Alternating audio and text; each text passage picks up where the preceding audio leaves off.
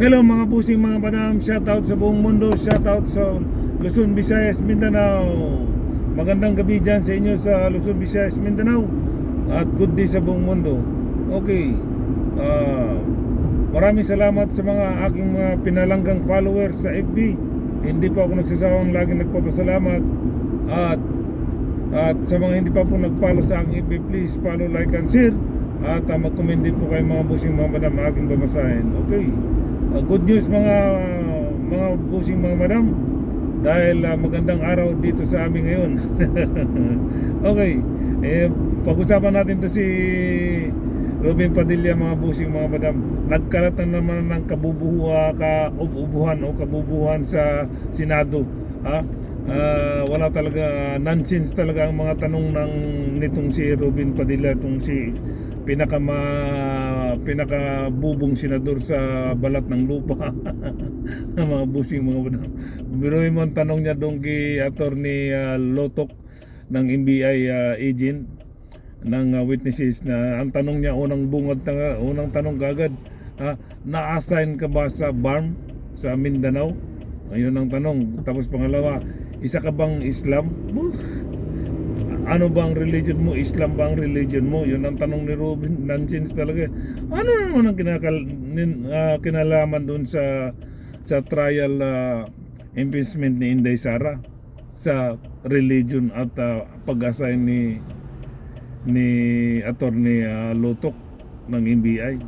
Talagang wala talaga, nonsense talaga mga tanong ni Robin. Sa halip na itatanong niya doon kung bakit nagiging paano mo nalaman ang mga pinagsasabi ni Inday Sara na yung death threat. Dapat yun ang mga tanong ni Robin kaso hindi. Ang tanong niya na-assign ka ba sa Mindanao sa BARM? Ano ba ang religion mo? Islam? Wala talaga, nagkalat ng kabubuhan itong si Senado, sa Senado kanina. Wala. Pag mga busing mga madam, yan ba ibubuto ninyo? Yang klaseng senador uli, ibubuto nyo uli yan?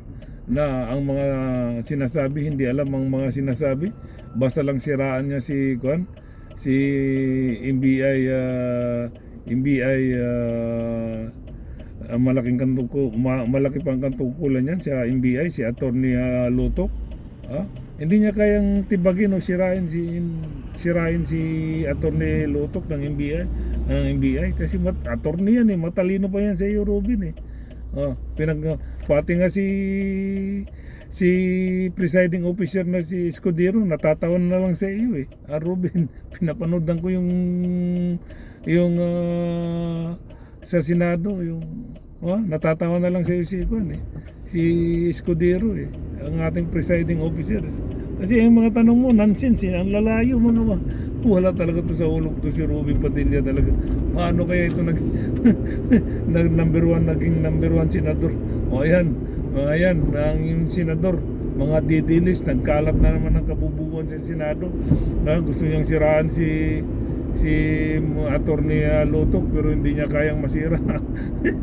Kasi hindi niya alam, siya na pala ang sirang-sira. Kabaliktaran pala, si Robin Padilla na pala ang sirang-sira sa kabubuhan. Buwakang inatong Robin Padilla na itong mga boss. Palibasa kasi walang utak di ba mga busing mga madam?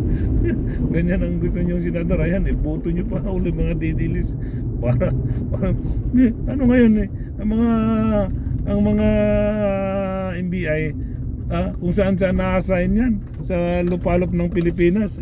Kaya nga NBI kung saan na-assign yan. Parang pulis din yan, parang military din yan, kung saan na-assign. Hindi pinag-usapan yung religion, kung ano religion mo. Buwakang yung Robin Padilla talaga, kabubuhan. Okay, hanggang dito na lang mga busing mga madam. Salamat po. Once again, maraming salamat sa inyo mga busing mga madam, sa aking mga pinalanggang followers sa FB.